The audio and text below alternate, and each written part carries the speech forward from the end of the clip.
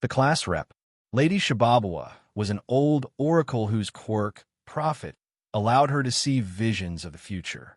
The outcome was not set in stone, so she could give advice to those who wished to change an unfavorable fate. She worked with the Hero Committee, providing valuable information for raids, attacks, and other incidents so that the heroes and other law officials would be better prepared for them. Has it been leaked that All Might is now a teacher at the academy? Sitch, a board member of the Hero Committee, nodded his head. Yes, I believe so. It was quite surprising for all of us when he decided to become a teacher this year. Someone's going to break into UA using the cover of the media debacle. Their goal is to try and kill All Might. Shibabawa said, there won't be any way to stop him from going, not if he learns his students are in danger. But we might be able to catch these villains off guard if he's not there when they first show up. Sitch nodded. I'll call up Child Emperor. His older sister goes to that school, and it'll be good for him to provide some aid in preparing for what's to come. In just one day, the news about All Might teaching at UA High quickly spread to everyone, causing reporters to quickly gather at UA for 2 days straight. The students of Class 1A were learning really quickly why Aizawa hated the media. Paparazzi tended to be pushy when there was something they really wanted to know. What's it like being taught by All Might himself? Asked one of the reporters eagerly. I got nothing to say to you parasites, Ben said before snapping his fingers as he turned himself and his classmates invisible, allowing them to sneak into school unimpeded.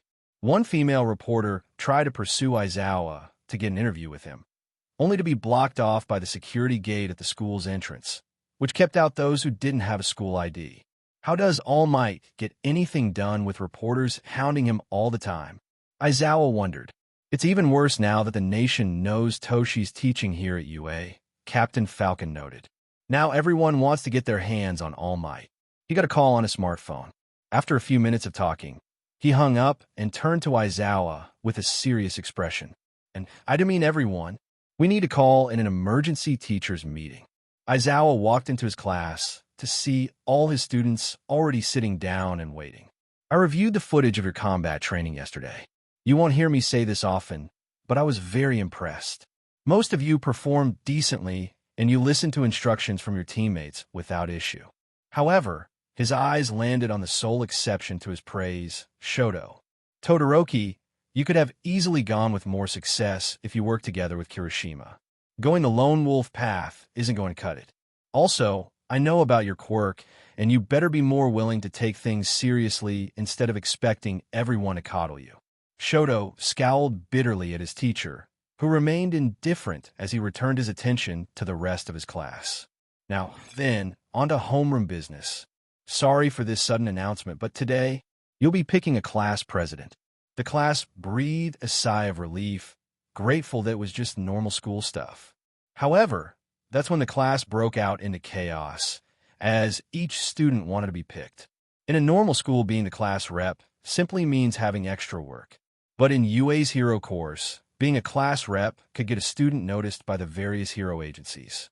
After all, it was proof that a hero in training could lead a team like a real pro. Boy, you knuckleheads need someone like me to keep you all in line. Katsuki barked. Me. Mina waved her arms excitedly. The position exists for moi, Yuga declared. My first decree should be to allow all the girls to show some extra thigh. Minoru yelled, only to be hit upside the head with Kyuka's shoe. Silence, everyone, Tenya declared with his hand raised high, causing the students to turn toward him. The class rep must be capable of leading others, and that's not something just anyone can do. It's first important to have the trust of every student in the classroom. Ida, you can put your hand down now. You don't have to be shy about admitting being excited. Hilda playfully smirked as Tenya coughed, lowering his hand and nodding apologetically. This is just a classroom, not Congress. Denki said. He does have the right idea, though. Penny pointed out. The best way to determine who has the greatest trust of the class is democratically. I believe we should hold an election. We've only known each other for a few days, at least for most of us. That isn't enough to build up trust. Suyu commented, put her finger on her cheek.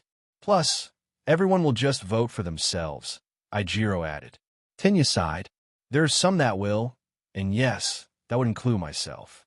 But that just means that those who receive multiple votes must truly hold the respect and trust of their fellow students.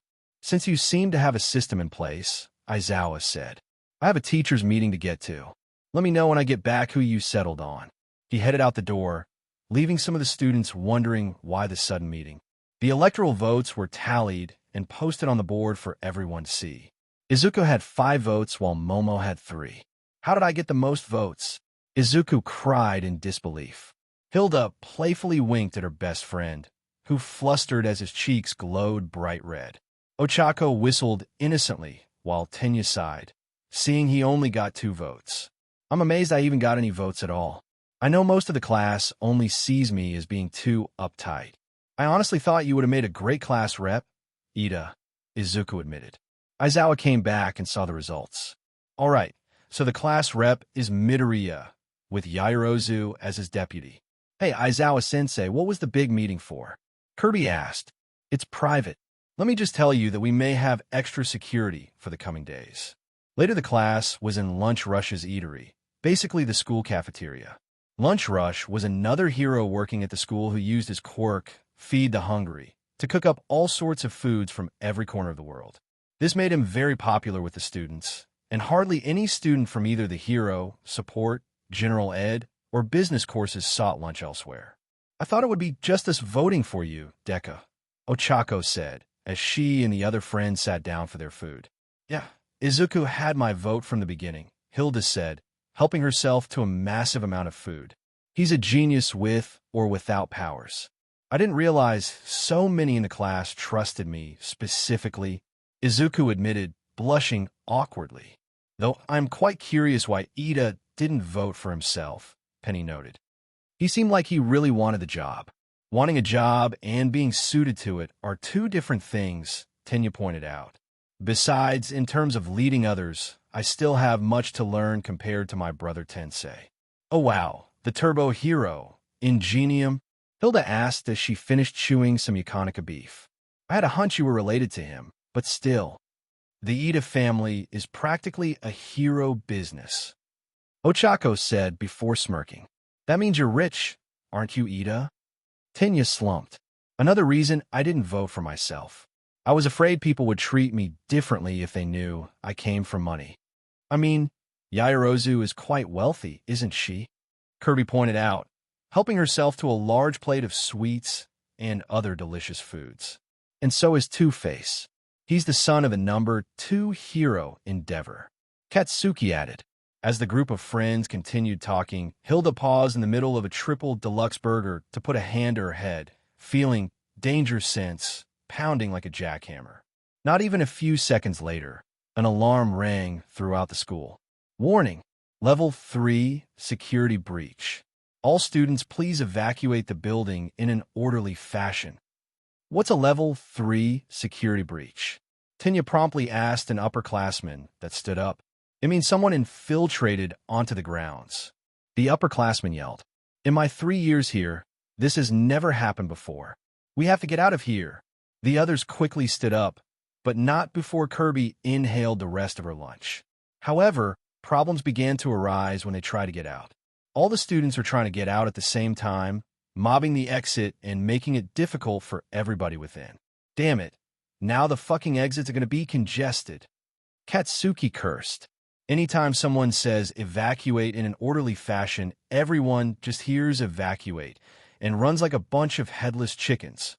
As expected of UA students, they are quick to react in a crisis. Tenya grunted as he was shoved against a window, noticing something that caught his eye. Wait, it's only the press from outside. Penny activated her jet boots to fly above the stampeding crowd, Ben joining her by forming a tornado of vapor around his lower half. Looks like Aizawa-sensei and Present Mike are trying to keep the press away from All Might, Ben noted. Izuku used the gum-gum fruit to stretch his arms and catapult himself to just above the exit. He then used the tone fruit to play a rhythmic melody to get everyone's attention. Everyone, there's no need to panic. It's just the press trying to get an unsanctioned interview. Izuku cried, getting everyone's attention.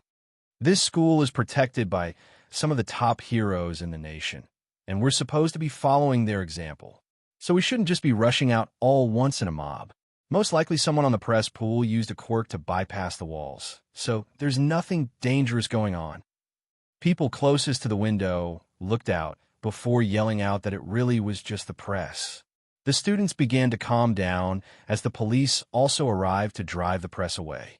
President Mike was cheering on the police, yelling goodbye, bad mass media. "Are you all right, friend Hilda?" Penny asked, noticing Hilda's look of concern. "My new danger sense went off just before the alarm. While I'm sure this security breach really is just what it appears, I somehow wonder if some villain wasn't behind it, trying to cause a scene." Izuku frowned and nodded. His observation haki had also kicked in, having sensed a malevolent presence just before the alarms kicked in. The presence was gone now, but it still lingered in his mind. "So our first item is to determine who the other class officers will be," Izuku said after everyone got back to class.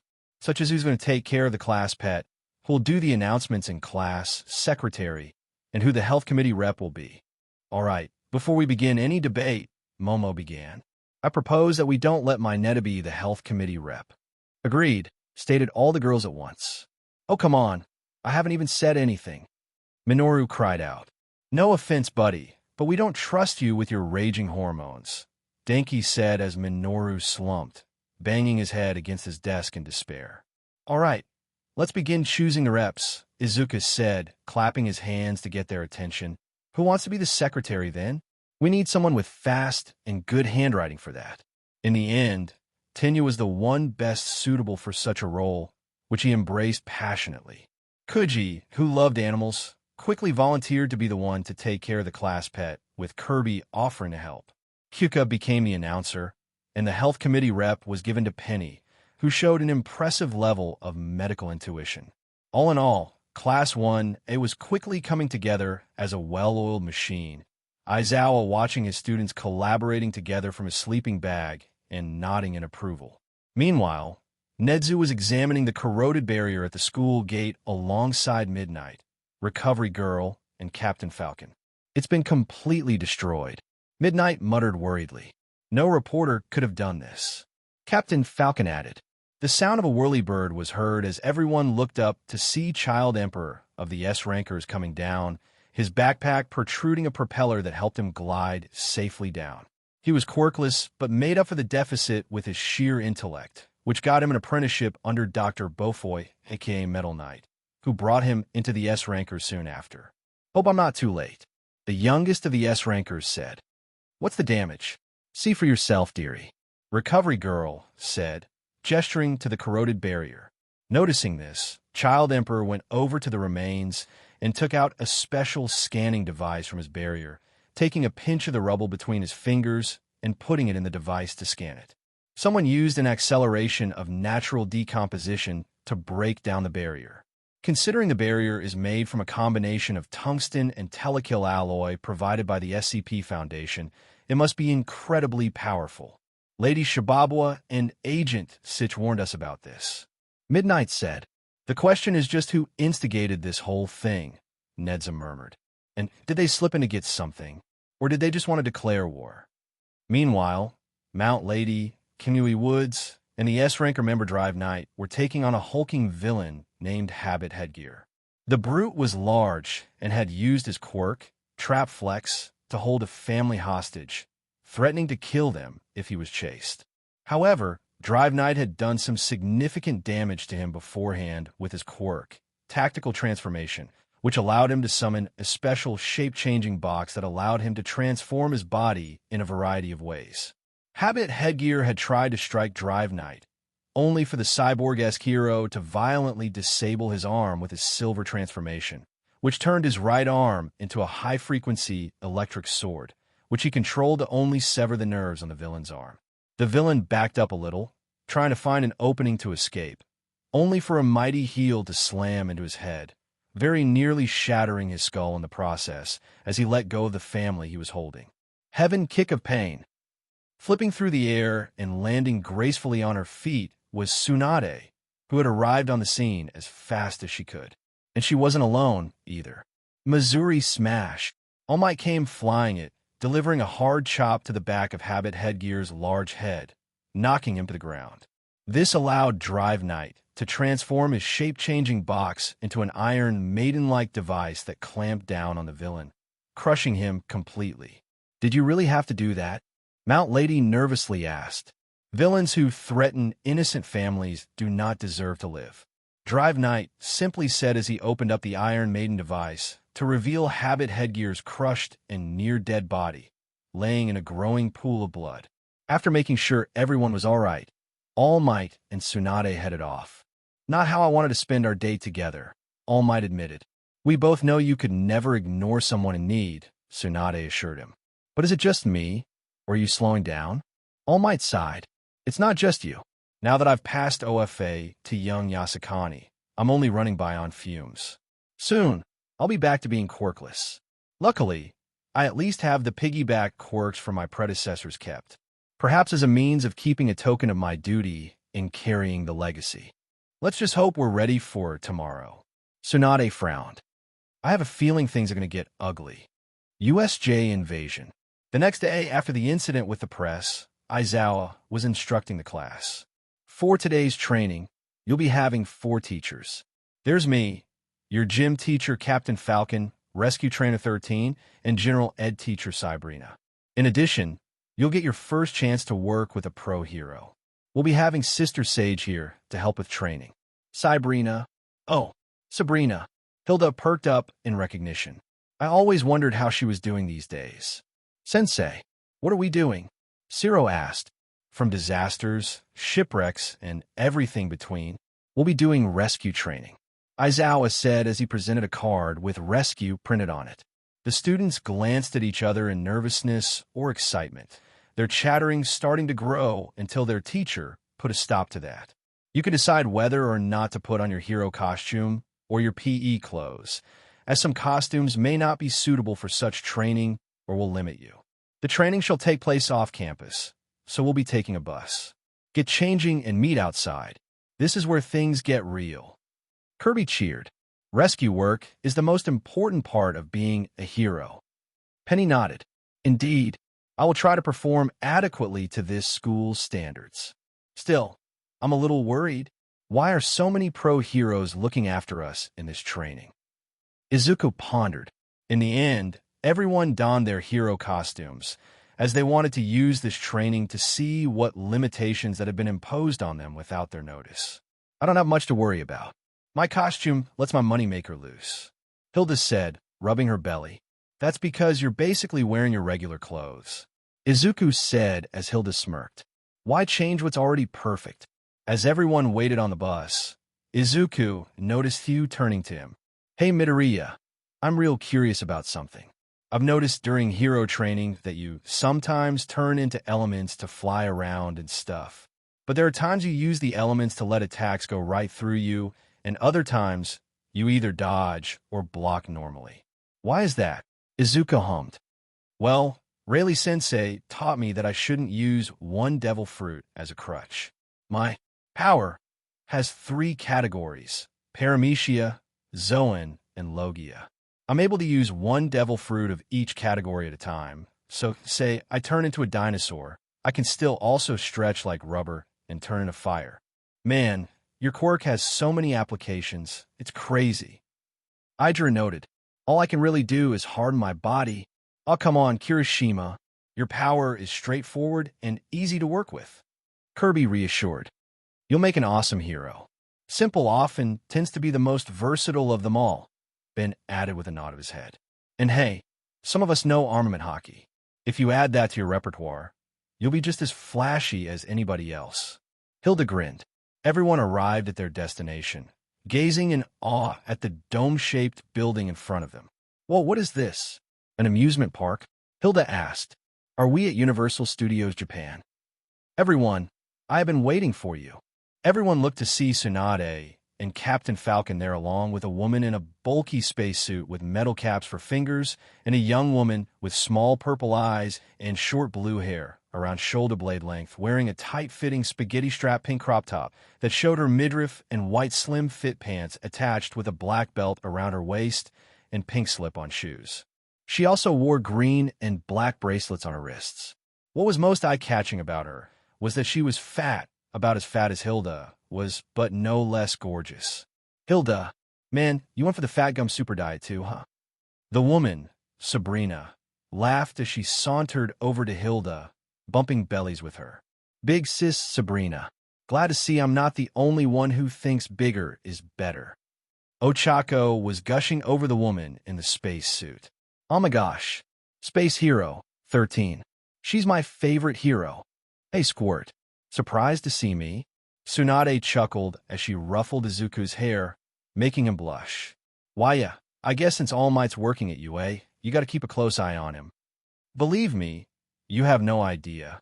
They were swiftly led into the domed building to see so many variations of rescue training areas, all built to simulate real-time disasters. It looks like Universal Studio Japan. Idru said, right? Hilda guffawed. Flood zone, landslide, fire, etc. 13 stated proudly. Every natural disaster you could imagine, I've created a simulation of it. I built this facility myself. I call this place the Unseen Simulation Joint, otherwise known as USJ. That's the same initials, most of the students thought. Here, you kids take these earpieces for emergency communication, Captain Falcon said as he handed each of the students earpieces.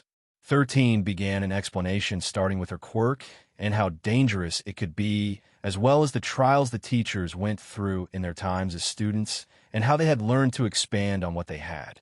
This class will show you a new perspective. You will learn to utilize your quirks to save lives. You all have powers that are not meant to harm others, but to protect and save. I hope that after this day, you will leave with the understanding that you are all meant to help people. Thank you for listening. As 13 bowed, the students clapped at her speech. While setting, Sabrina winked before slapping her belly loudly to get everyone's attention.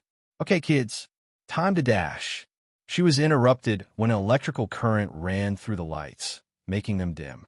Izuku felt his observation haki go on high alert as Hilda winced, rubbing her scalp as danger sense drilled into her skull violently. Suddenly, a dark purple rift appeared in front of the fountain that was in the middle of the whole dome. The rift suddenly expanded, the purple mist spreading wide. As the pro-heroes directed their attention to it, out came a hand, followed by a face with a severed hand on it, and several more unsavory individuals following behind. I get the feeling this isn't part of the training, Tinya wearily muttered. This was supposed to be rescue training, but those people don't look like they need rescuing. Everyone stay back, Aizawa warned, startling the students. Those are actual villains. Seeing their protective nature, the students couldn't help but obey as villains began to flood the area from the mist. The most prominent ones were the man with multiple severed fake hands all around his body and face, the giant humanoid with its brain clearly visible, and the purple mist that slowly reformed into a human figure. I see Sabrina, 13, Captain Falcon, Eraserhead, and Sister Sage. But no sign of All Might.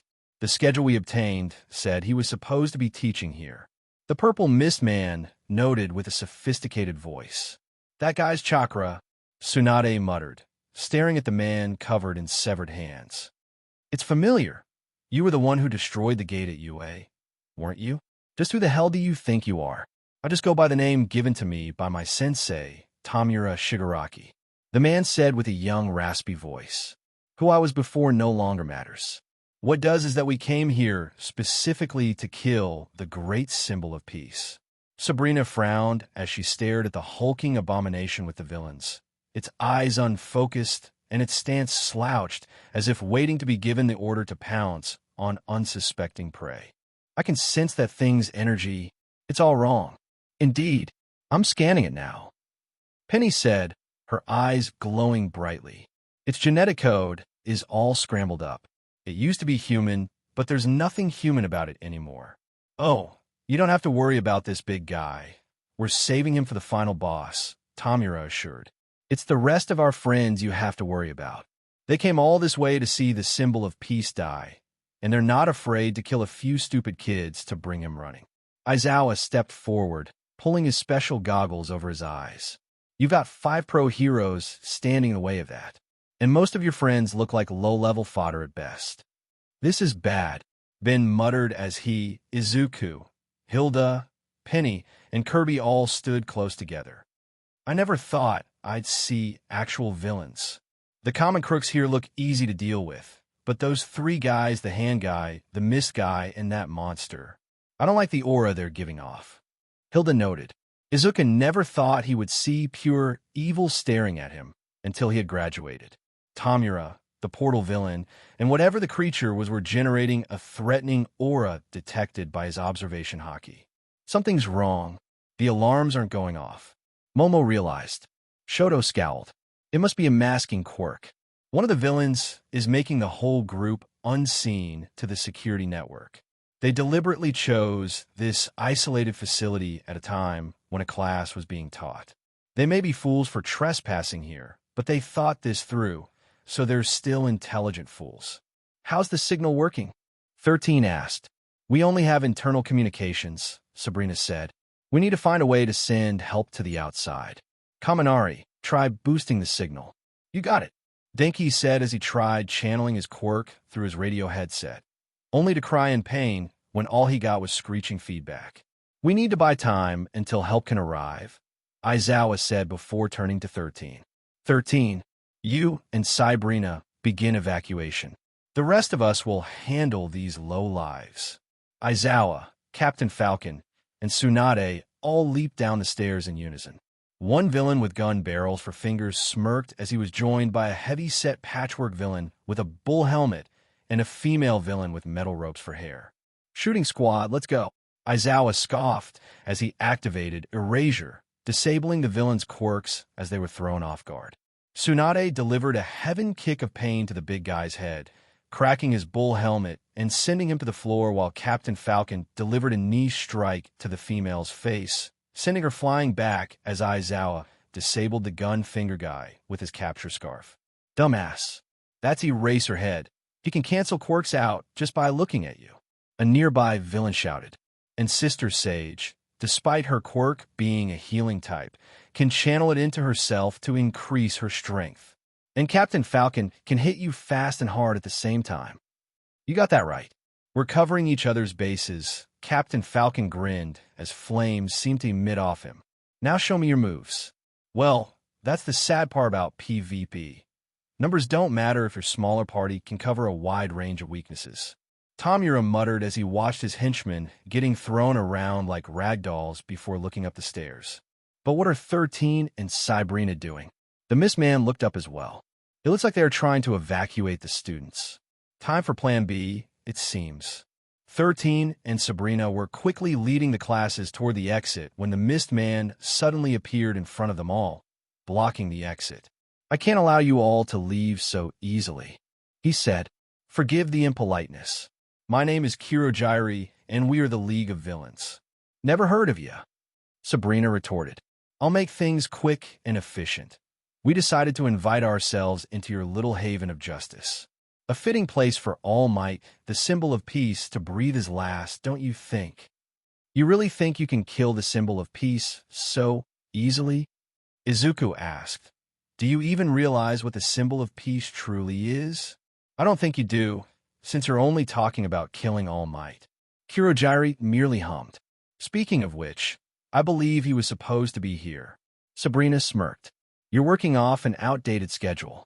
All Might was selected as a general heroics teacher, not rescue training. Kirojiri processed Sabrina's words. He noted she wasn't a rescue hero, and yet here she was. Suddenly, it all came to him as his ethereal yellow eyes widened in realization. Impossible. You must have somehow known we were coming. Oi, Deku, should we rush him? Katsuki asked. Izuku shook his head. He doesn't look like he has a physical form right now. Unless we can find a tangible core, we'd only be getting ourselves sent who knows where. Fortunately, 13 took the initiative, standing in front of her students protectively as she popped open the lids on her gloves, using her quirk, Black Hole. However, despite the powerful vortex, Kirojiri proved to be fast. It matters not in the end, I shall scatter you all to meet your doom. His body expanded to encompass the class. As he did, Izuku noticed a solid neck brace just under Kurogiri's eyes. Everyone else struggled to escape, with Tenya grabbing Ochako and Mina and running out of the mist, while Shuji grabbed Rikadu, Yuga, and Siro and anchored himself to the ground. The rest tried to stabilize themselves or dodge, but in the end were sucked into the portal. Everyone, Tenya shouted in worry. Ida, run for the exit. Let the other teachers know what's going on. Izuku called out before he was completely pulled in. Izuku soon found himself in the waters of the shipwreck zone.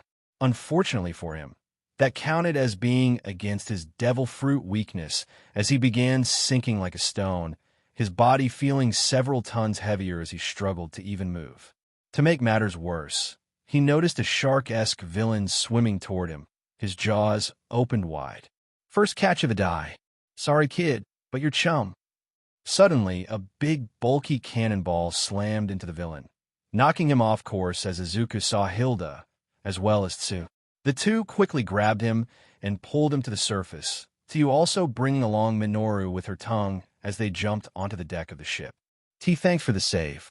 Izuku coughed out some stray water as Hilda helped him up and rubbed his fluffy bush of green hair. I think I saw Jesus. Oh, wow. He told me I need to reevaluate my life. Minoru muttered deliriously. As Minoru was set down, he sighed as the four took a moment to cooperate. Man, this is turning into a terrible day of class. Was that guy serious about killing All Might? Considering he wasn't afraid to send us to our supposed deaths. Yeah, I think he was very serious. Hilda groaned. Izuku worriedly put a finger to his chin and thought. They knew our whole schedule and had an idea of who was supposed to be here. While we were stuck in the cafeteria, they snuck in and stole school files. The teachers were too busy trying to keep the media off school grounds, yet they were able to plan for this situation. But if the school anticipated this, why not just cancel the training today? So you asked. Because then the enemy would remain unknown, Izuku explained. They took any and all steps they could to try and lure in these guys while still keeping us safe. Ah, I see. Hilda smiled. We weren't the bait, All Might was. Izuku nodded in affirmation. So long as this league of villains thought All Might was here, they'd come looking for him. And if they didn't find him, they'd try and make chaos to draw him in. But it's not like they can really kill All Might, Minoru pointed out, having managed to regain his bearings. I don't know. If the villains thought out their plan this much, then they had to have researched a method to try and kill All Might. Otherwise, they'd be throwing fodder at a brick wall and getting nothing done. So you noted, that big, ugly creep next to the one calling himself Shigaraki? He said it was there specifically for All Might, only sending his rank and file to deal with the other heroes. Hilda added, we should let the others know. I think that's the reason Captain Falcon gave us these earpieces. Just in case we got separated. Izuku said, damn it, I can't believe we're seriously having our lives threatened right now. We weren't supposed to face actual villains until our second year. Minoru cried, I can't believe I'm going to die a virgin and nobody will mourn me. Pull yourself together, you dumbass. Hilda said as she slapped Minoru across the face. We are not dying. We're going to kick butt and we're going to live. We might need to be careful though. I don't think that Shark Guy was the only villain in the water. So you warned. Everyone else looked over the railing to see several water-themed villains rushing at them. Hilda furrowed her brow as she tried to look over a possible way to get past the enemies, not noticing wisps of purple smoke emitting from her shoulders until Minoru pointed it out. Hey, Yasukani, is that smoke? Hilda perked up and looked at the smoke emitting from her body. She turned to Izuku, both of them realizing what this meant. The quirk of the sixth user of OFA. Smokescreen. I think we can work this to our advantage. Hilda smirked, Izuku nodding in agreement. Back at UA, Tashinori was getting worried. They had a plan outlined by Lady Shibabawa's vision and some data plans drawn up by Child Emperor, but as the old saying goes, no plan survives first contact with the enemy. Really, Toshi, you must have faith in our students, especially young Midoriya, young Yasukani, young Sakurai, young Torikuroshi, and young Polandina, Nedzu said as he entered the room and sat on the couch. With their power sets, I'd be more concerned about any villain that tries to attack them. Of course, the rest of their class aren't slouches either. Yes, the likes of young Bikugo, young Todoroki, young Ida, and young Yaoyorozu have their own individual talents that can prove useful in a situation like this. Tashinori acknowledged. Nedza nodded as he took a sip of tea before setting his cup down and turning to his old friend. Toshi, I should tell you, a lipid panel of young Yasukani's blood was performed. It seems optimal condition is much more multifaceted than we initially believed. Tashinori was interested. What do you mean? Are you saying it does more than just keep her in perfect shape regardless of her weight and body shape? Yes, and the healing properties too. It all goes down to the genetic level. Nedzu revealed. Her very DNA repairs itself faster than the free radicals can damage it. Her immune system is supercharged, creating antibodies for any pathogen the second a new one enters her bloodstream. Cancer cells die off before they can fully gestate. To be frank, Toshi, you couldn't have picked a more perfect successor for OFA. Her quirk is designed to maintain a perfect state of health, which means she could handle any other quirk if she ever got a new one. Tashinori said before his eyes bulged in realization. She could very well unlock them all the various quirks piggybacking to OFA. Nedza nodded. Indeed, Ms. Hilda Yasukani has the potential to fully awaken and master the true power of OFA. Back at the USJ, Izuku, Hilda, and Minoru continued to observe the villains circling the boat. So how in the heck are we supposed to fight these guys? Minoru asked. None of the rank and file here will be a match for All Might, so we can reasonably assume they're not very powerful to begin with. Only here is a distraction, or to hold students hostage in various zones, Izuku noted. Hilda nodded. They likely learned what to expect in the USJ before coming. All the villains around us here are water-themed, perfect for the shipwreck zone. But then again, Tsu is also well-suited to the water, which means the villains likely don't have any idea what our quirks are. That's true. If they knew what our quirks were, they would have sent you and Midoriya out of the USJ altogether, so neither of you wouldn't be an issue. And they would have sent me into the conflagration zone. That Kirojiri guy was just tossing us around randomly, hoping whatever villains we ran into would finish us off. Wait, so you mean to tell me that they only made this plan for the sole purpose of killing All Might and only treating us as an afterthought? Minoru realized. That's stupid. How sloppy can people get? They went to all that trouble of figuring out our schedule, and nothing else. Izuku nodded. That also explains why they haven't attacked us yet. For all they know, we're the strongest students in our class. But that also means they won't underestimate us just because we're kids. We need to come up with a solid plan. Hilda pointed out. I can just freeze the water with the chili fruit, but some of the villains might at least be strong enough to break free. Izuku noted before turning to Ku. Tsu, what other applicabilities of your frog quirk do you have? I can throw up my stomach and store things in it, Tsu explained, and I can secret a toxic mucus that can cause paralysis or sting an enemy's eyes. I can even change my skin pigmentation or body heat for stealth if necessary. And how about you, Mineta? Hilda asked. I can regrow the balls on my head at a rapid rate, and they can stick to pretty much anything, Minoru said as he plucked off one of his hairballs and stuck it to the wall of the boat. With enough of them, I can keep an enemy pinned to another object. Their stickiness can last for a whole day, and I don't stick to them, bouncing off them instead. Of course, if I use too many at a time, I start to bleed from my scalp. Izuku nodded. I think I know how we can take these guys down. Hope you know how to follow on command. One of the villains used his quirk, water control, to create a giant hand made of water to slice the boat in half, having grown tired of waiting. However, a massive burst of bright purple smoke stopped him as it began pouring out, clouding everyone's view. What the hell? Does one of them have a smoke manipulation quirk? Cannonball. Hilda suddenly dived into the water, making a massive splash before suddenly racing through the water faster than a speeding torpedo. The shark villain from earlier gasped in horror when he realized what was going on. Oh crap, that fat bitch is trying to make a whirlpool. With the villains panicked and distracted, Tsuyu took advantage and leaped off the boat with Minoru riding on her back and screaming bloody murder as he threw several hairballs. As the hairballs landed in the water, Tsuyu stuck the villains to each other by grabbing and dragging them with her tongue. Izuku then used the chili fruit to fire a concentrated beam of ice, freezing a line of the water and making an ice platform rise out with Hilda standing on it as she leaped off and then made a finger flick motion. Palkia smash. The surge of wind created a vacuum, sending the villains up a water spout, which was quickly getting filled with more sticky hairballs. Hilda and Izuku both then used the Rokushiki technique Jeppo to kick off the air and join Tsuyu and Minoru in escaping the shipwreck zone.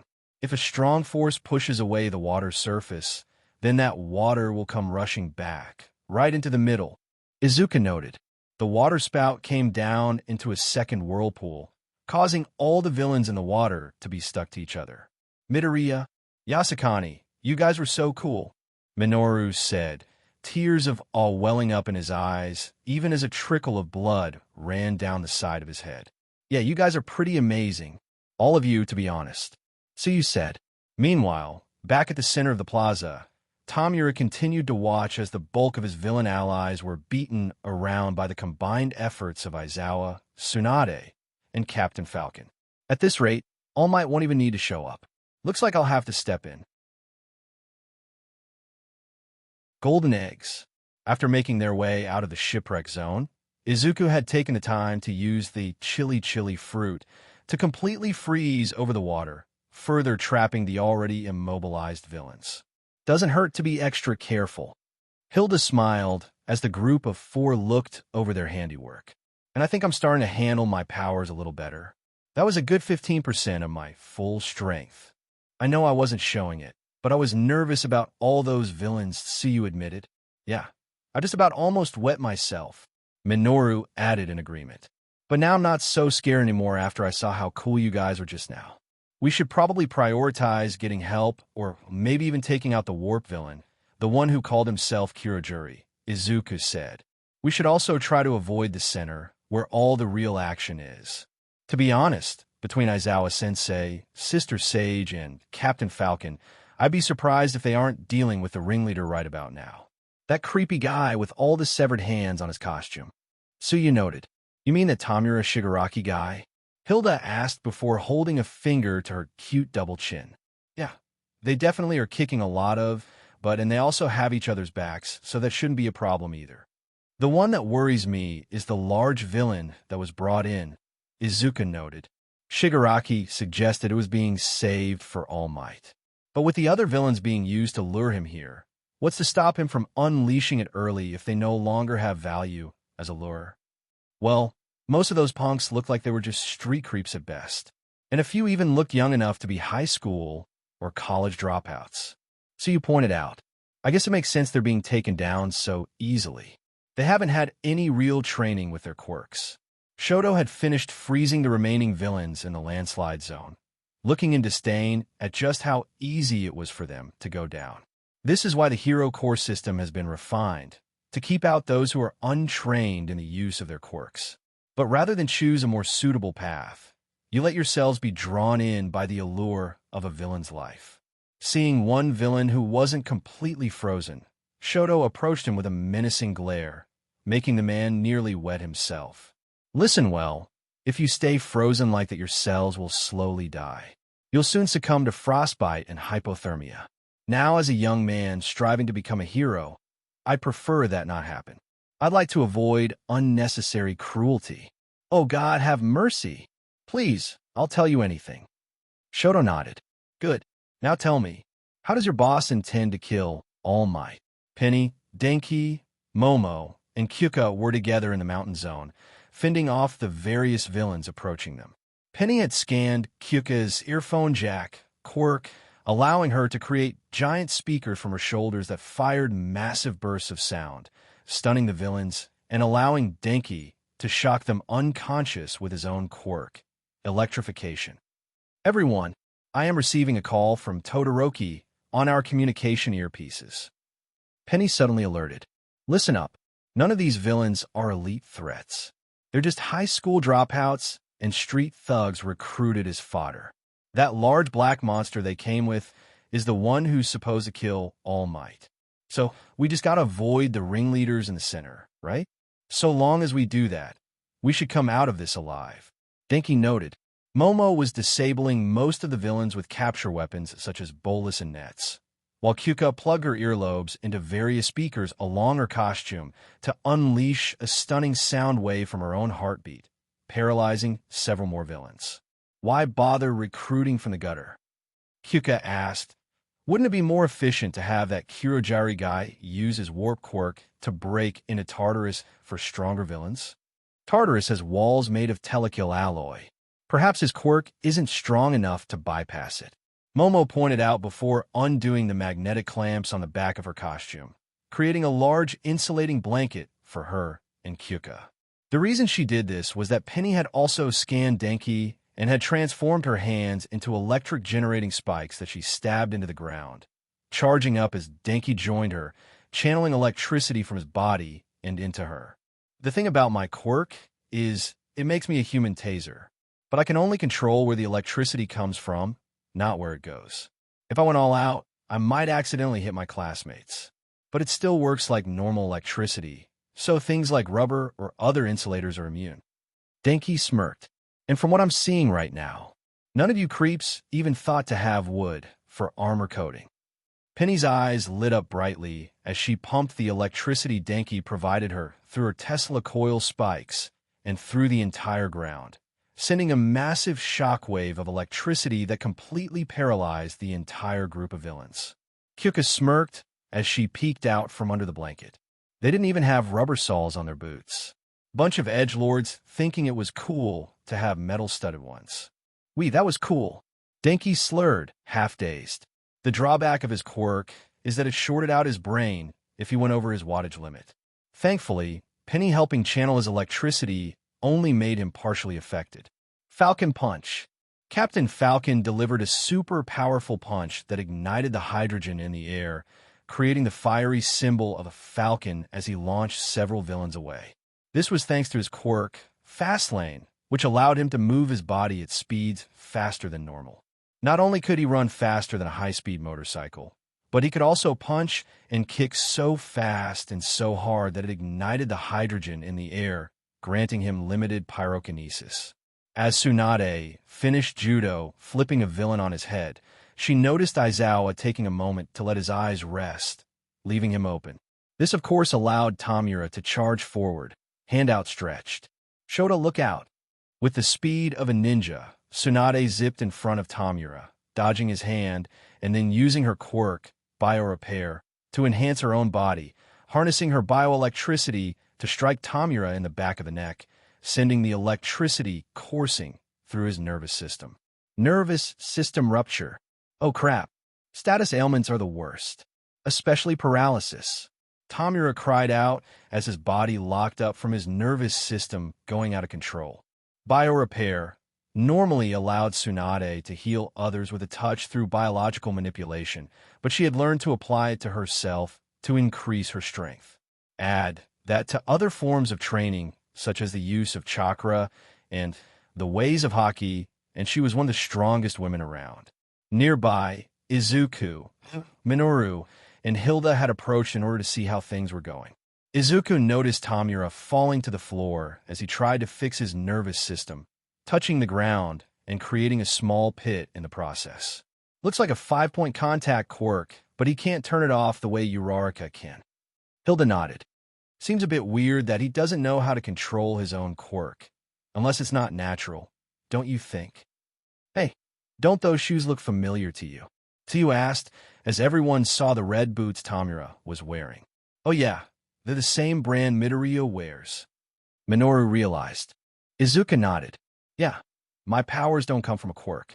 I'm still essentially quirkless, so I have an extra toe joint, meaning normal shoes are too tight for me. So one shoe company made a particular brand of shoe designed for quirkless people to walk around more comfortably. You know, it slipped our minds on the first day that Aizawa-sensei actually implied your powers weren't technically a quirk. Suyu admitted. Guess that Shigaraki guy wasn't as tough as we thought he was, Hilda said. He was trying to go for a cheap shot and take out Aizawa-sensei, but Tsunade-sensei stopped him. Tamura eventually managed to realign his nervous system, but his body still ached as it tried to adjust itself, grumbling as he dusted himself off. That was stupid of me, rushing in like some noob. I'd forgotten the genre. This isn't a turn-based RPG, this is an MMO raid. Of course, one of the others was going to rush in to help. He then motioned for his monster to approach. I was hoping to save our heavy hitter for the final boss, but I suppose it couldn't hurt to give him a little more XP before taking on All Might. Meanwhile, Kurogiri had to face down 13 and Sabrina, and much like Tamura, he was having trouble due to being hit from two different angles. He was getting sucked in by a black hole, drawing off much of his mist. And when he tried to use his own quirk, Warp Gate, Sabrina used one of her psychic attacks with her quirk, P-Psi, to prevent him from focusing properly. I have no choice but to break off, he said when he noticed Tenya making a rush for the exit. If that brat escapes, he could attract the attention of far more than just All Might. He tried to rush off, only for Shuji to tackle him and wrap his arms around his form. Midoriya noted that you still have a physical form under all the mist. With that knowledge, it's a simple matter of containing you. Kurogiri's eyes widened. How could you have possibly dash? He then noticed Shuji's earpiece, and it all made sense. The one they had hired to jam communications was only meant to jam outgoing signals, not suspecting that the heroes would provide the students with a means of keeping contact with each other long distance. Acting quickly, Kurogiri warped himself out of Shuji's hold, only to get tagged by Ochako, sending him helplessly into the air.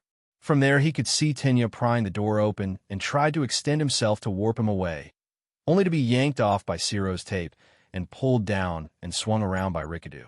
Damn, these brats are too strong. Sensei should have had us study their quirks while we were grabbing files. The one with the engines is getting away. Tenya managed to completely get the doors all the way open and ran outside, his classmates cheering him on as he used his highest gear to speed off back to UA. He's gonna call for backup. It's game over. Kurogiri sighed bitterly.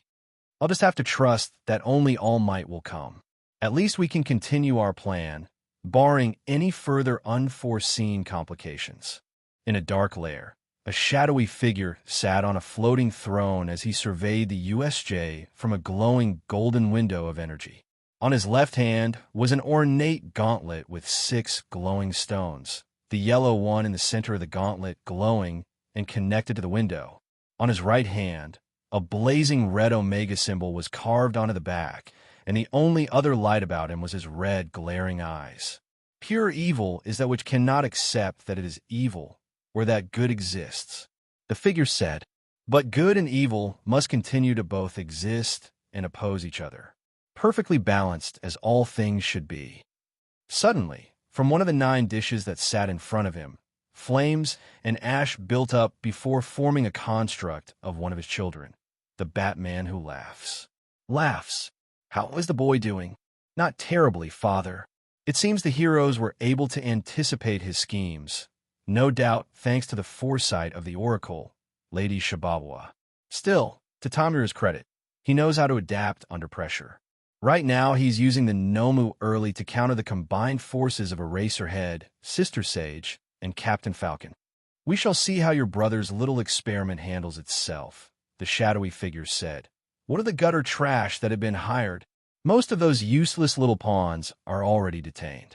A few stragglers are still fighting, mostly due to being well suited to the environments they were dropped on. But it seems the class is able to communicate thanks to short-range earpieces that escaped notice. Laughs chuckled. It won't be long before they start to regroup. In that case, make sure that Tamura manages to safely escape. His destiny should not end so soon before it has had time to develop properly. The shadowy figure said, many can try to change destiny, and some will indeed succeed, but nobody can change the destiny of budding evil. So says Thanaseid. In the ruined zone, Katsuki, Kirby, and Idru had already knocked out most of the villains. Kirby was using her stone copy ability, hardening her body in pure rock to increase her strength and defense, while Katsuki casually grabbed one last villain who tried to pounce on him from behind and blast him point-blank in the face with his explosions. Most of our classmates are taking down the other villains. Gotta say, they're much weaker than I thought they were going to be. Idra noted, most new villain organizations recruit from the lowest parts of society. The hero washouts, the ostracized, the homeless. You get the idea, Katsuki explained. It's easy for some big-shot villain to bring these extras into the fold with promises of home, family, and anything else society may have been unable to provide for them. Wow, you're a lot more calm and rational than I took you for. Idru said, fuck you, shitty hair. I'm always calm and rational. Katsuki snapped. Kirby giggled as she turned back to normal. Not until you first met me, that is. Katsuki gave his girlfriend an annoyed look before huffing as he began leaving the building they were in. We need to take down that warp fucker. That way, we can stop the rest of these losers from escaping. Our classmates can handle the rest of the trash. Idru grinned as his arms hardened into gauntlets, which he then punched together. Awesome. That's thinking like a man. In the conflagration zone, Ujiro was nimbly parkouring through the burning streets as dragons made of fire seemed to follow him. He then flipped in the air and landed on the ground as the dragons snaked around him in a protective manner as Ben walked up, flames surrounding his body. I love it when I'm in my element. Ben chuckled as his palms lit up with pure heat. At least save some for me to take down too. Ujiro pointed out dryly. Ben smirked. Don't worry, Meishireo. Even I know that sharing is caring. Heaven's Spear Kick. Tsunade delivered a powerful diving kick to the monster known as Nomu, but it barely even flinched. Captain Falcon had hit it with his Falcon Punch, but it barely budged, only leaving a small burnt spot that quickly healed itself. Aizawa tried using his capture scarf to reel it in, but it simply pulled and threw him on his back hard. Kirojiri soon reappeared beside Tamura, who was busy watching the three pros struggle against the beast. I wasn't able to kill 13 or Cybrina, and one of the students escaped to get back up. Ah, game over for sure now, Tamura scowled, lightly scratching his neck with three of his fingers, a habit he had developed to ensure he wouldn't kill himself with his own quirk, decay. We can't win if they throw dozens of pro heroes at us, even if All Might does show up.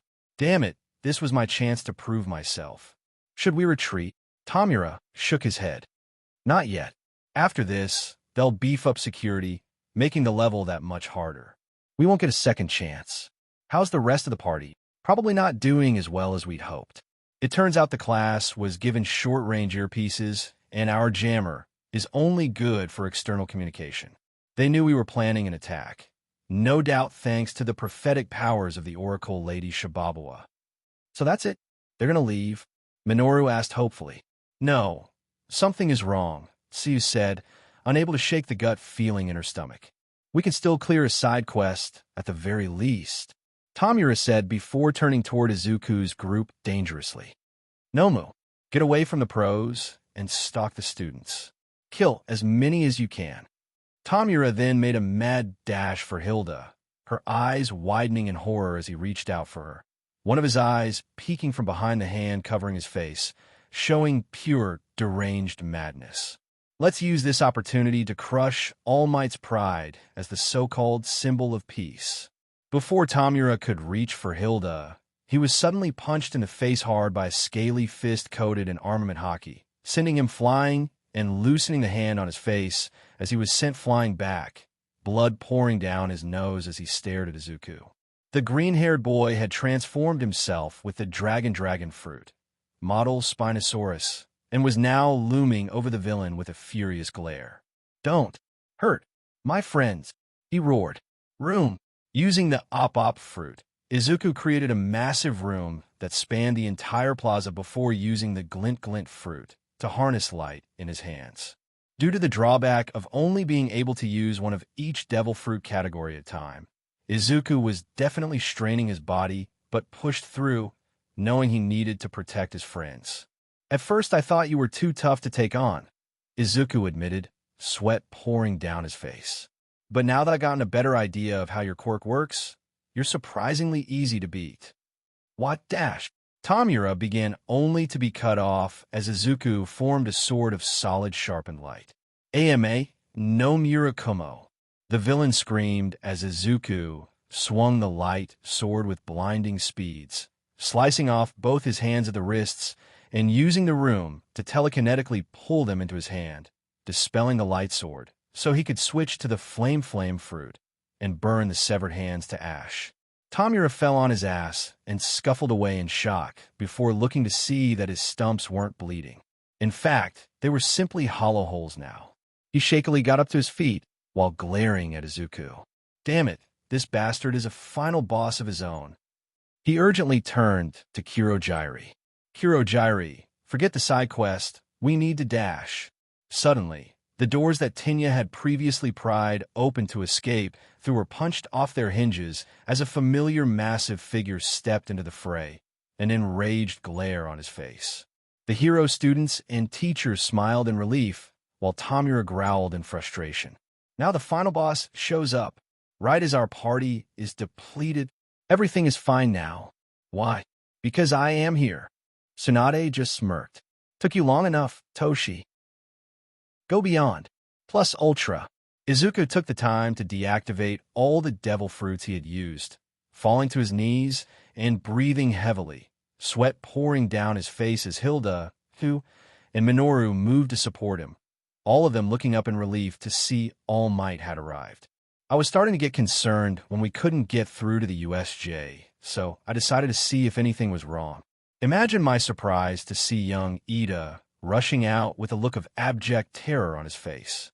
I must admit, even though we expected this attack, we never could have anticipated it would have such a large scope.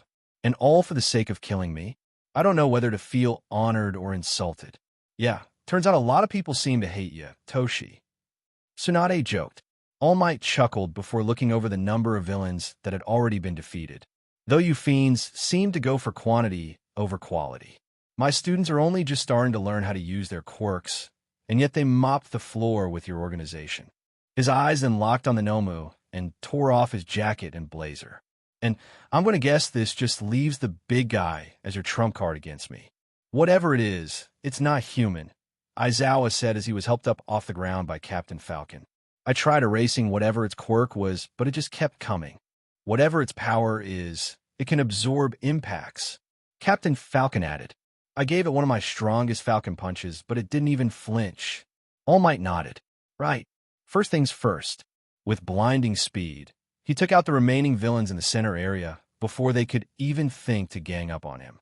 During the brief melee, the severed hand covering Tamura's face, already loosened by the punch Izuku gave him, fell off. He quickly struggled to hold it in his arms since he no longer had his hands to help. This is all wrong, Father. He's even stronger and faster than he should be. Of course, a government hero relies on violence. He's only a little slower than he used to be. The young villain scowled bitterly.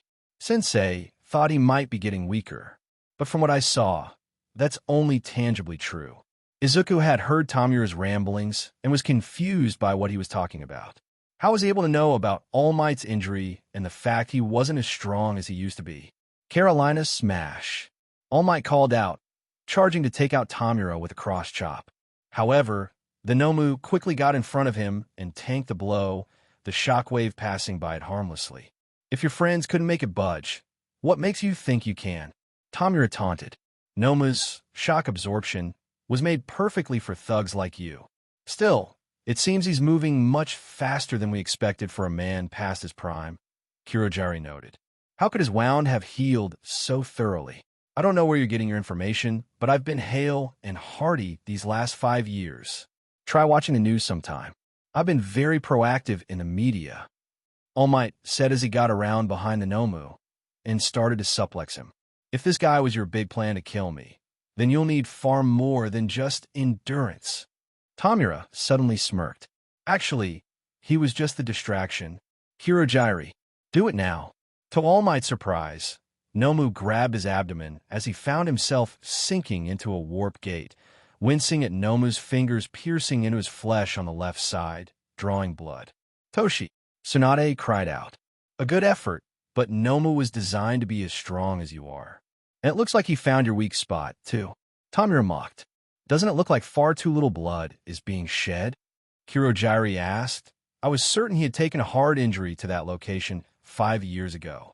Yeah, and he's still strong enough that the Nomu can't get a good grip on him. Tamura agreed. We'll have to finish this before All Might can break its grip. I normally dislike having blood or viscera in my warp gate, but for this one time, I'll make an exception, Kirojiri said as the Nomu managed to pull All Might into the warp, stopping halfway. You're too fast for the human eye to see, so the Nomu had to have you restrained. Once you're halfway through, I'll squeeze the gate shut, cutting you in half. I'm going to enjoy being the one to end you once and for all.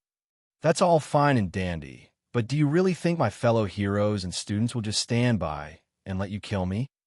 Before Kirojiri could make any sort of reply, a massive explosion hit his metal collar. It was Katsuki who grabbed the collar and pinned Kirojiri to the ground. Kirby and Ijiru had also arrived right behind him. Nice collar, asshole. So I guess this is where your real body is being protected. A sudden sheet of ice hit the Nomu, freezing 2 of its limbs and forcing it to let go of All Might. We came here as part of rescue training, Shoto noted as he approached. I guess helping to rescue the #1 hero makes for a good start. One of your poorly trained thugs told me the whole plan.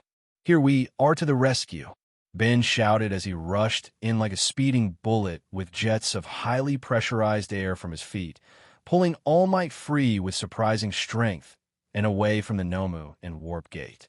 Thanks for the assist, young Torikuroshi, All Might said before checking his side. Good. The pain's only transient. The way that thing was squeezing me, I was almost afraid I'd lose my spleen. Want me to heal it for you? Ben asked, his hands glowing with a mixture of red, yellow, and orange. No need, my boy. I'm still raring to go. The symbol of peace said as he got up and faced Tamura. I couldn't help but overhear your comment earlier about government heroes turning to violence. But you should realize a hero isn't just about punching a villain's lights out and calling it a day. We also have to be there to keep civilians safe and remove them from danger. That's why people cheer for us when we're forced to use violence against the bad guys. Tamura sighed angrily. Well, you've got me on that one. I had this whole speech planned out about the nature of how heroes operate versus how villains operate. Complete bullshit, of course, and we can both admit to that. But part of the plan for killing you off was demoralizing you. After all, you can't just kill off the symbol of peace and expect the world to destabilize. Killing a man is easy. Killing an icon? Now, there's the real trick. 'Cause when you kill one symbol of peace, another one eventually rises up to take their place. As Tamura continued speaking, his voice started to become contemplative. He rubbed his neck with his handle stump, a look of deep thought on his face. Yeah, I get it now. What the Knights were trying to tell me. I thought Sensei's plan was bizarre, but when I voice it out loud, I can understand it. The Knights. Tsunade's eyes then widened. What would the Dark Knights have with this? Izuku was also shocked. The Dark Knights were a group of notorious villains who had been around since the dawn of quirks. Nobody knew how they were immortal, since they all had different and unique quirks, but they had been wreaking havoc across the world, bedeviling heroes throughout the ages. Unless your sensei is who I think he is. All Might realized with dawning horror. I've given all the hints I'm willing to divulge, Tamura said. But man, Kirojiri's so weak. I can't believe he let a brat trap him so easily. Ijiru smirked. Your friend here just got careless. Bakubro knew how to catch him off guard. Kirojiri only turned certain parts of his body into mist, Izuku explained. Mostly his limbs and head. But he expanded them to keep his real body hidden. Yet no matter how far he expanded, that metal collar was always visible. Hey, that's my Aizu. Hilda smiled, pulling her best friend into a one-armed hug. Nothing escapes his analytical eye. Honestly, why didn't they even think to grab the student files? Minoru asked Sue. I mean, we talked about this earlier back on the shipwreck zone. You know, I actually suggested that to Sensei, Tamura pointed out, making Minoru yelp with fear at being overheard. He insisted that first-year high school students were no threat and that the villains we enlisted were already proven killers. As much as I like the idea of killing the number one hero, I get the feeling Sensei is a bit too obsessed with pulling it off. Seems like the student is wiser than the master in this case. Captain Falcon noted, but don't think I'm giving up yet. This quest hasn't even come close to being finished. Tamura suddenly grinned. Nomu, rescue Kirojiri. Much to everyone's shock, the Nomu began tearing itself out of the warp gate, its limbs being pulled off by the ice. Minoru almost fainted, and Kirby covered her mouth to keep herself from throwing up. Does that thing even feel pain? Hilda gawked. Tamura chuckled. It's likely in extreme agony, but it's able to ignore the pain. See, shock absorption isn't Nomu's only quirk. He also has super regeneration. These two quirks make him strong enough to even take on All Might at 100% of his power. Think of him as a highly efficient punching bag that can punch right back.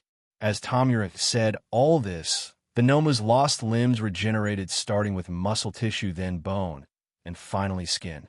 The beast let out a victorious howl before barreling toward Katsuki's group, intent on crushing them and rescuing Kirojiri. Look out! Kirby cried as Idru got in front of his friends, hardening himself in an effort to protect them. Luckily, All Might quickly raced in front of the Noma's pathway, getting the students out of the way before tanking the hit himself.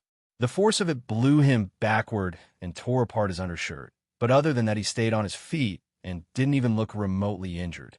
Looks like straight-up force with you isn't enough to take me on. Strong as me at 100%, you say?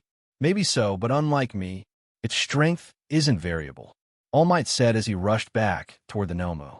Izuku and Hilda's eyes widened in amazement when they saw their mentor's fists become coated in a familiar metallic black substance. All Might can use Haki. This high school has had one saying, go beyond, plus ultra. Did you know that it started when I graduated from this very alma mater? It's a saying I used all the time to push myself forward, to forever move past my limits. In time, the school used that very idea as a means to improve its students' body.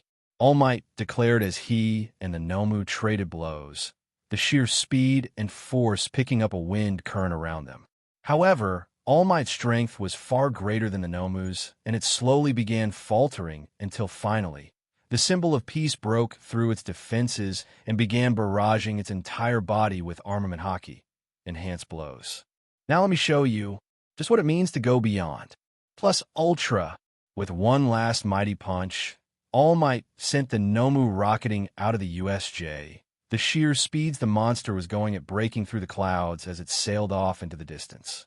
He completely overwhelmed shock absorption, Kirojiri said in shock. And that power, it's far beyond what we were told. Has his power even dropped a little in 5 years? Tamura asked in furious disbelief. Sensei's clearly working off of outdated information. My power did indeed drop significantly, All Might said as he took a breather, steam pouring off him. Back in my heyday, I could have easily taken that beast out with 5 or 10 blows tops. But even with armament Haki, I needed 100 mighty blows to send it flying. Meanwhile, back in a mountain zone, one final villain known as Tesla had gotten the drop on Momo, Kyuka, Denki, and Penny. Thankfully, Sabrina had already arrived on the scene just as Tesla grabbed Denki by surprise and held him hostage. So, psychic versus electric, huh? Tesla said as he used his quirk, Electric Charge, to channel electricity through his free hand. Let's see who wins this battle. It ain't gonna be you. Sabrina smirked as her psychic wristbands glowed with green energy. Confusion. Sabrina fired a telekinetic force blast from her wristbands that turned from green to purple, hitting Tesla and dazing him greatly as he let go of Denki. Sabrina then rocketed herself forward like a human cannonball, slamming Tesla with her big belly before flipping into the air and sitting right on top of him, pinning him to the ground as he grunted in pain. I don't just rely on my quirk, I also know sumo and a couple of other martial arts. It pays to be big, beautiful, and hitting hard. She then got up off Tesla and grabbed him in a giant hand of telekinetic energy. And kind of think of it, You're the creep who's been shorting out communications. Indeed, Penny concurred. I scanned him, and his quirk is exactly the type that disrupted communications. Tesla grunted. I could have also done the same to those earpieces if I'd known about them prior to the job. Damn it, this should have been an easy gig. Just get in, wreck the place, maybe kill some of the students, and kill off All Might. But to be honest, I don't think I could have killed that kid over there. I've got a soft spot for fellow electric types. Denki rubbed the back of his head awkwardly, unsure whether to feel flattered or not. Shigaraki, the Nomu is gone, our allies have been defeated, and we're outnumbered 100-1. We must retreat. Kurojairi said urgently. Damn it, our walkthrough turned out to be useless, and we blundered right into a hopeless boss fight. I can't even take satisfaction in killing anyone since I can't even use my quirk. Tamura cursed. Fine, let's get out of here. Kurojairi nodded and extended his body to warp himself and Tamura out of the USJ just as a familiar voice cried out. I am here with reinforcements, Tenya said, accompanied by the UA teachers. Sorry for being late. Present Mike was at the front of the charge and used his quirk, voice, to unleash a massive sonic attack at the first wave of recovering villains. Ectoplasm confronted a few more with his own quirk, clones, which were created from a special substance ejected from his mouth. The clones could share knowledge and information with each other and the original. I'll need more XP in order to kill you, All Might, but perhaps my real nemesis. Tamura's eyes then locked with Izuku for the briefest moment before he and Kurojairi escaped. Should be allowed to gain more XP himself. And with that, the villains vanished, Snipe cursing as he missed hitting Tamura by a breath's width with a shot from his gun. While it wasn't the lesson the students had been looking forward to, the incident had been a real eye-opener. Class 1A learned firsthand just how dangerous villains could be, and just what heroes had to go through to keep people safe. Despite it all, the teachers were proud of one thing. The students were able to hold their own and even took out quite a number of villains in the process. Izuku was even congratulated for disabling Tamura, almost ensuring there would be no casualties. You really went out of your way to save me. Hilda smiled as she and Izuku sat together while their classmates chatted with each other.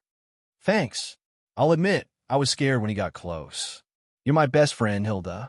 I couldn't let anybody hurt you, Izuku said, smiling back.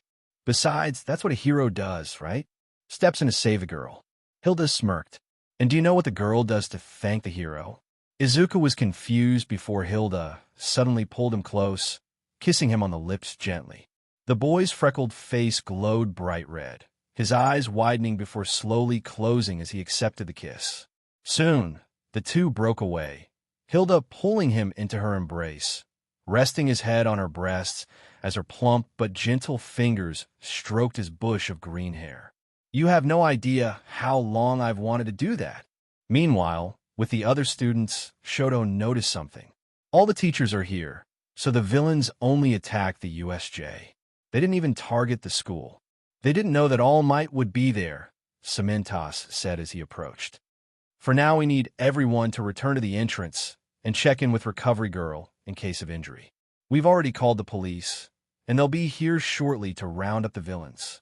Phew, after all that fighting for our lives, I'm starving, Kirby said in relief before pulling Katsuki close. Come on, handsome. Let's gorge ourselves to celebrate. By ourselves, you mean mostly you. The explosive blonde grunted, but a small smile was clear on his face. You aren't too hurt, are you? Penny asked as she checked on Ben. You were right there in the thick of it. Relax. All I really did was burn a few villains with Meishireo and then rescue All Might. What about you? I was with Yairozu, Jairu, and Kaminari. We handled ourselves very well, all things considering. Ben smiled. Good. You being safe is the important thing to me. Well, that could have gone worse. Tamura had made it back to the bar, grumbling in fury. Waiting for him were the Dark Knights themselves. The Batman who laughs, Grim Knight, Red Death, Devastator, Merciless, Murder Machine, Drowned, and Dawnbreaker. I don't see how. I'm functionally quirkless. We lost all our underlings. The students were far stronger than Sensei expected. And worst of all, All Might wasn't weak in the slightest. He completely took out the Nomu. We failed. Batman, who laughs, suddenly cackled, and with a skip and a slide, jumped into the bar stool next to Tamura as he patted him on the back. Only in your sensei's goals. But you did succeed in impressing us, at least. Merciless nodded in agreement before turning to a nearby TV, with the display reading sound only. You really underestimated your old foe, brother. On date, clearly, I was working with outdated information. I had assumed the injury I dealt All Might 5 years ago would weaken him to the point where he could be worn down. But he was as strong as when we fought. A calm, sophisticated voice spoke from the TV. But I must ask, how did you find Tamura? He has potential, but not while he continues to learn under you and you alone. Father was already planning this, you see. Red Death said, You mean to take my student from me? The voice from the TV asked in annoyance. The boy could have easily come away with greater success if he hadn't followed your instructions exclusively. Drown pointed out, because of your overzealousness, he can no longer use his quirks. A shame, but there are other useful quirks to compensate for the loss of decay, I suppose. The voice on the TV relented. I'll have Tamura outfitted with a new quirk that will also help in replacing his lost hands. It won't be as potent as decay, but perhaps it's for the best. Hey, at least he won't have to use only 2 fingers to jerk himself off. Dawnbreaker snorted before wilting at the glares his siblings and Tamura were giving him. What? Was that too much? Moving on, I like to talk about this kid.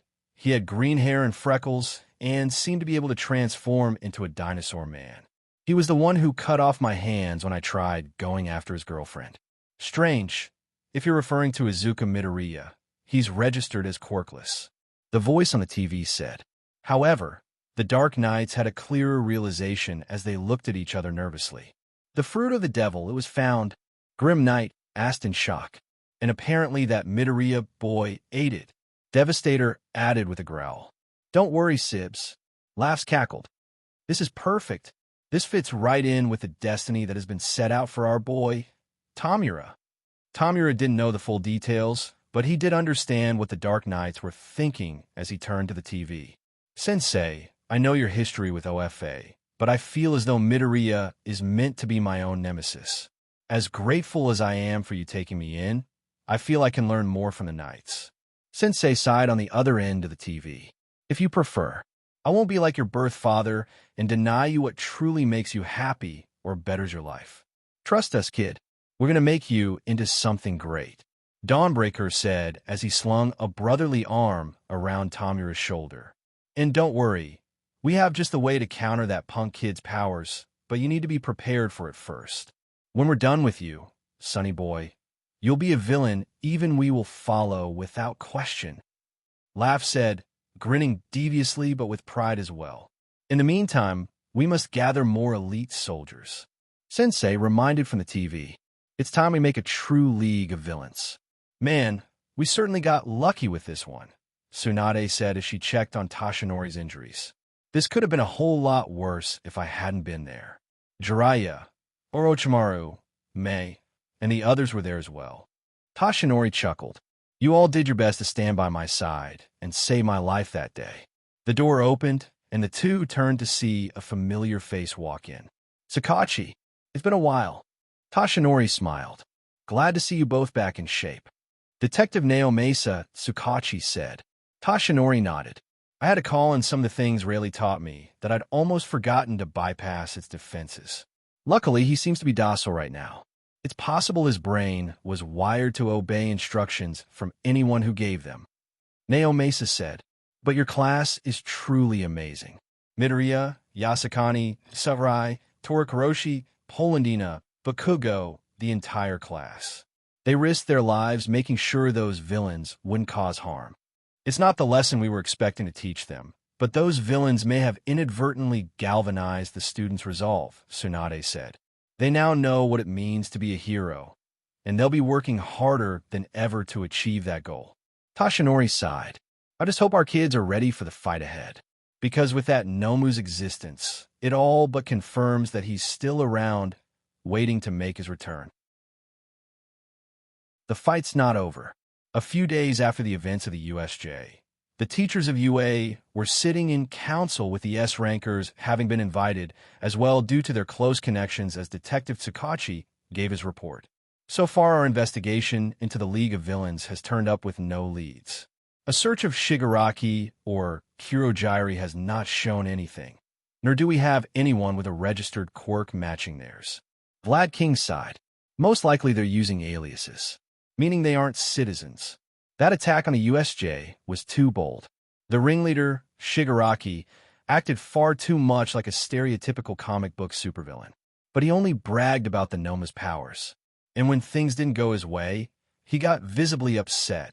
Tashinori noted. He also talked about Nomu like he was a pet or something. Great, so we got a total spoiled brat on our hands. Grown Tatsumaki, the second in command of the S-rankers and one of the most powerful psychic quirk users in the world. But what about the rest of the League of Villains? Asked Pori Prisoner. In total, we arrested 72 villains, all of them small-time thugs who usually lurked around back alleys. Detective Tsukachi said. Almost none of them had worked together before, yet this crazed man-child was able to get them all to follow his crazy plan. It's not too surprising. More heroes are showing up on the streets, and stronger ones at that. Captain Falcon noted. Plenty of villains are starting to feel the pressure. They're desperate for any cause to rally around, anything that would give them what they think is a better life. One thing's for sure, though. Aizawa frowned. The next time we hear from the League of Villains, they're bound to have stronger members. And if it's true that Shigaraki is in league with the Dark Knights, Tsunade added, that just makes things worse. Shigaraki is in some ways much like our students. He has much potential in him, but requires guidance. It's likely that someone is teaching him. Nedzu noted. Tashinori looked deeply troubled, and I fear I know who that teacher might be. The very next day, Class 1A was buzzing with excitement. Man, I was scared to death.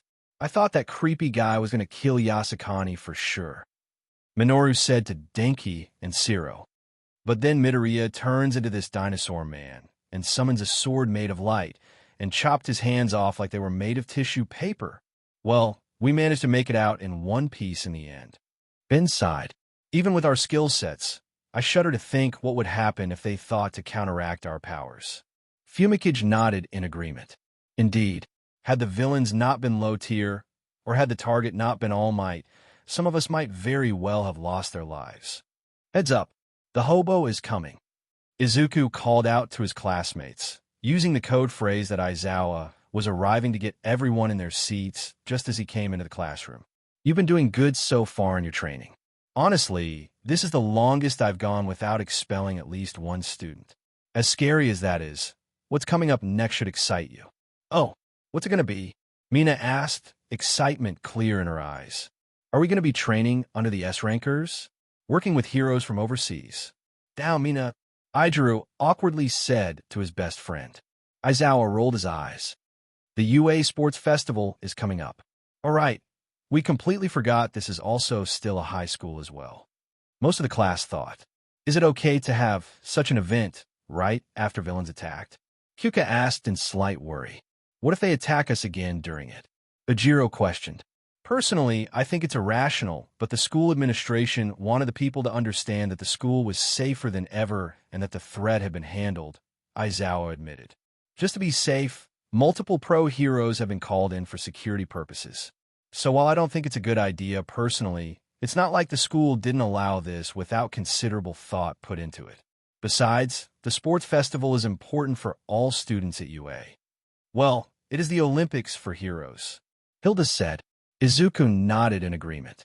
It's a great way for young heroes in training to get the attention of pros and learn from the best. And those who do well enough can get scouted by top hero agencies as a sidekick. And from there, some go independent and get the chance to become real heroes. Penny beamed. This is exactly why, in spite of my personal feelings, I agree with the decision on a practical level. This is an important event, and more heroes than ever are going to have their eyes on the festival.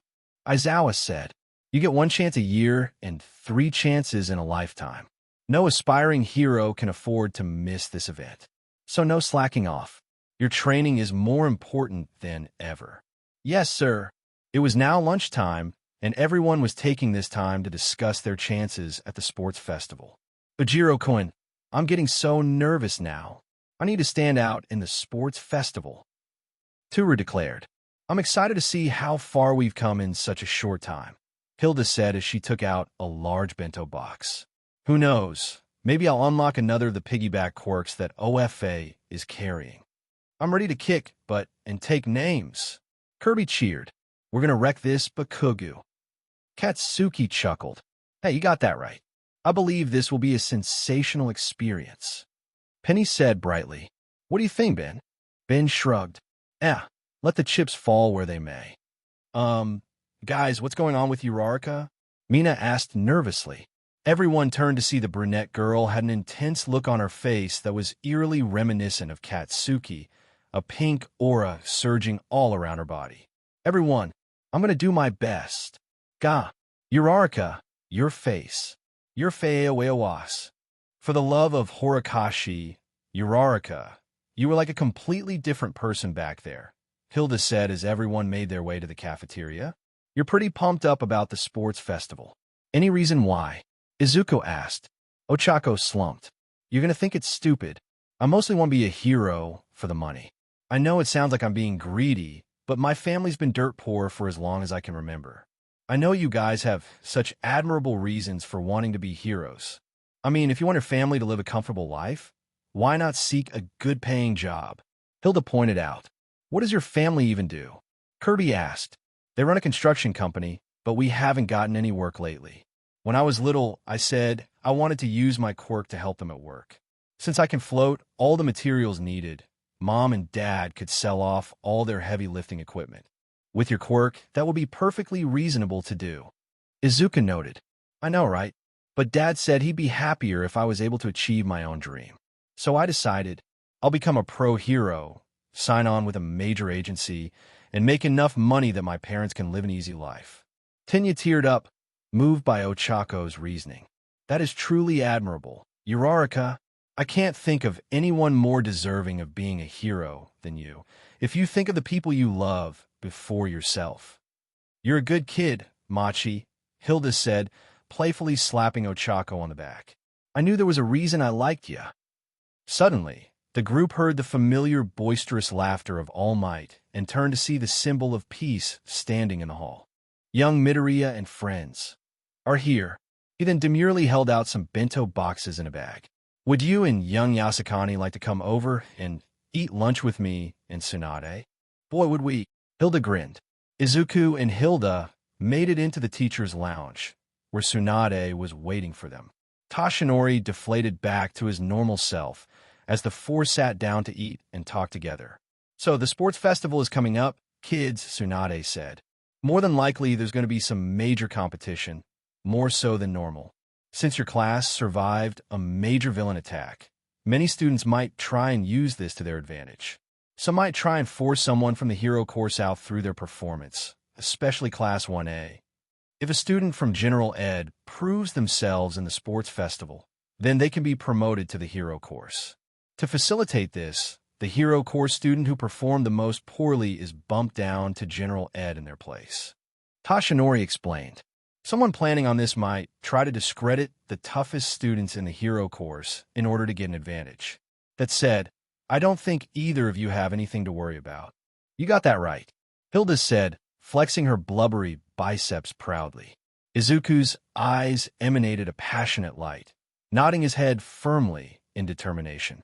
Toshinori and Tsunade smiled, seeing their students pumped up and ready for the challenges ahead. After school had ended for the day, the students of 1A had been ready to leave when Ochako opened the door just to see a crowd right outside their door. What the heck? They're crowding the exit. What are they here for? Minoru complained.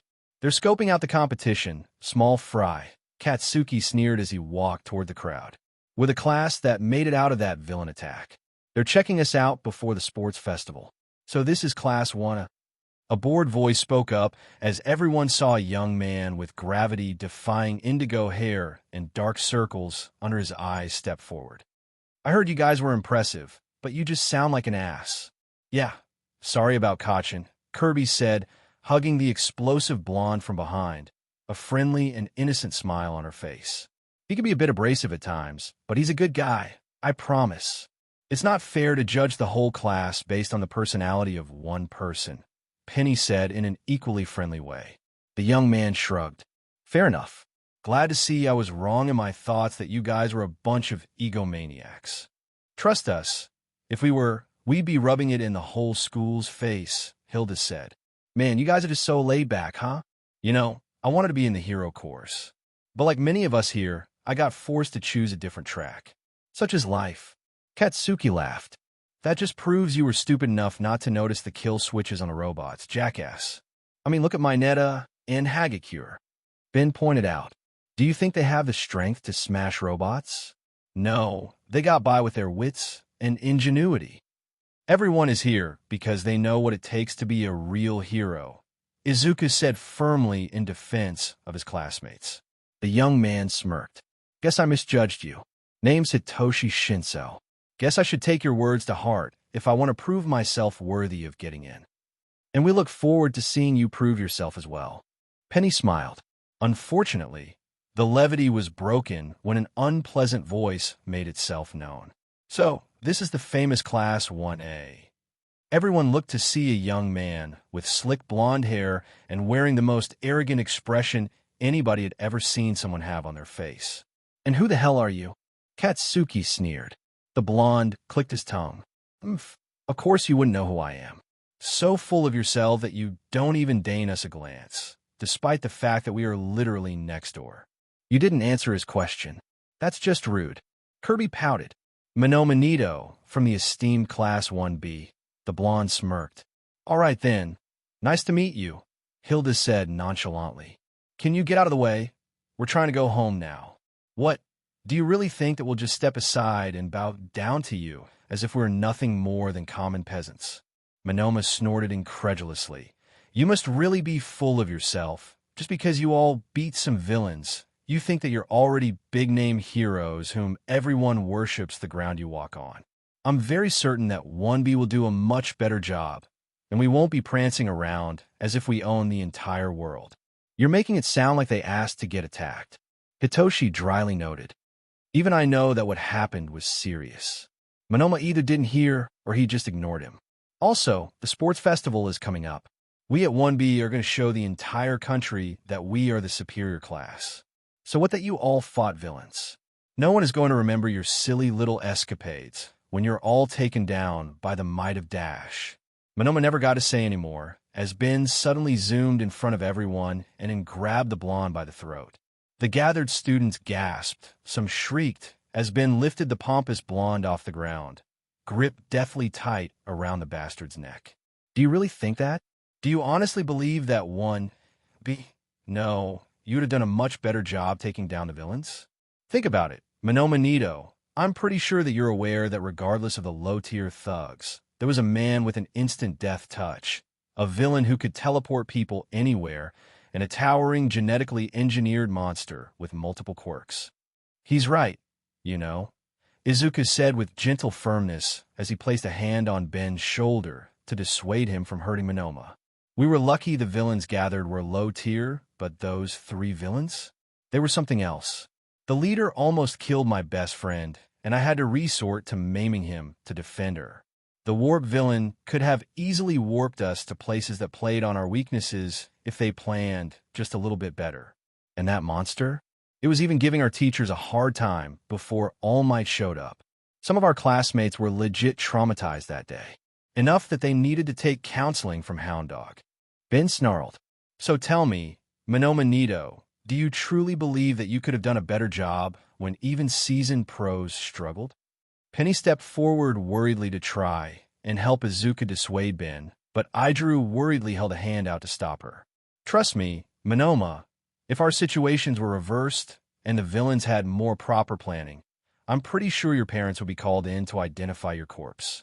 Or rather, what is left of your corpse, because I firmly believe that you would have been pulpified and disintegrated. Ben said, gauging Minoma's fear. You are in a hero course regardless of class name, yet your attitude leaves plenty to be desired. You know, Aizawa-sensei, actually expelled those who didn't show they had what it took to be proper heroes, even if he helped give them a chance afterward when he saw they learned their lesson. Hilda pointed out, and if he were your teacher, you wouldn't have survived the first day. You would have been kicked to the curb faster than you can go on about your little spiel on superiority.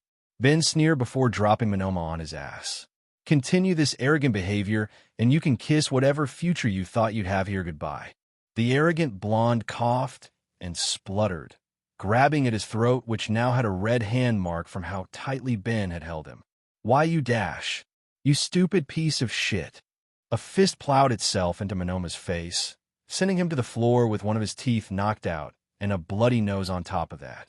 Everyone turned to see the assailant was a short girl with stark white skin and pink tattoos on her neck, light green hair, and pink and yellow eyes. There are also some cybernetic lines around her eyes as well. You really felt like it was a bright idea to harass the ones who actually dealt with villains out for their blood. I knew you were a pompous, self-centered ass, but this takes the cake. I am speaking for all of us. Monoma snapped back. Our class could just as easily handle Dash. No, you couldn't have. Everyone turned to see another girl with neck-length silver hair styled into a bob cut, with matching feline ears on top of her head. She had amber eyes, 3 white striped tattoos on her face, and elongated canines.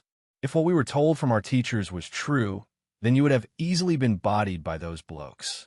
Sure, we could have handled the thugs, but then how would we deal with the ringleaders? The cat-eared girl asked in an Irish accent. Rebecca? Nia? The two girls turned to Izuku, their eyes widening in recognition as they forgot about Monoma, leaving him on the floor as they walked over to him. Iwai. Izu. What's up, chummy? Rebecca grinned as she playfully punched Izuku's middle, which barely fazed him. You've gotten taller since I last saw ya, Nia noted with a smirk. Still got that baby face everyone's pinching, though. Izuku blushed. I'm surprised to see you here at UA. Hey, we're not the only ones. There's one other here who wishes to see you too. Rebecca grinned as Izuku and Hilda's eyes widened when they saw who was also there. She was a beautiful girl who had the appearance of a red humanoid with fish features. Her skin was scaly and of different shades of red and white, and she had a fish fin on her head as hair. She had a serene face with thin red lips and glimmering yellow eyes. Emaifa, the girl smiled warmly.